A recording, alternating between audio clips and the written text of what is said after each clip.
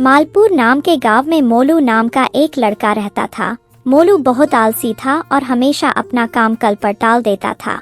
उसकी माँ हर रोज उसे समझाती, मोलू, आलस्य छोड़ो और मेहनत करो। मेहनत करने से ही सफलता मिलती है। लेकिन मोलू पर माँ की बातों का कोई असर नहीं होता था। मोलू का एक दोस्त था जिसका नाम गोलू था। गोलू बहुत मेहनती था और हमेशा अपने काम को समय पर करता था। एक दिन गोलू ने मोलू से कहा, मोलू, अगर तुम भी मेहनत करोगे तो तुम्हें भी सफलता मिलेगी। आओ, आज हम नानी के पास चलते हैं। नानी को बहुत सारी कहानी आती है, वो हमें कहानी सुनाएंगी। मोलू गोलू के साथ नानी के पास चला गया। नानी ने दोनों बच्चों का स्वागत किया और कहा, आओ बच्चों, मैं तुम्हें एक कहानी सुनाती हूँ। मोलू और गोलू नानी के पास जाकर बैठ जाते हैं और नानी उन्हें कहानी सुनाना शुरू करती है। बच्चों, बहुत समय पहले की बात है। एक छोटे से गांव में दो दोस्त रहते थे, रामू और श्यामू।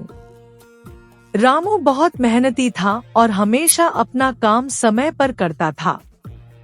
श्यामू बहुत आलसी था और हमेशा काम टालता रहता था। एक दिन गांव में एक प्रतियोगिता हुई जिसमें सभी बच्चों को अपने बगीचे में फूल उगाने थे।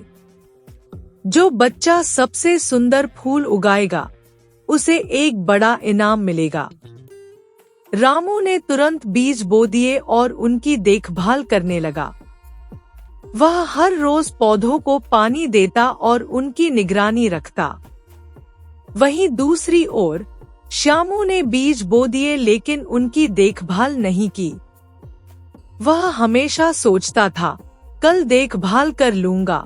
धीरे धीरे रामू के पौधे बड़े होकर सुंदर फूलों में बदल गए, जबकि श्यामू के पौधे मुरझा गए।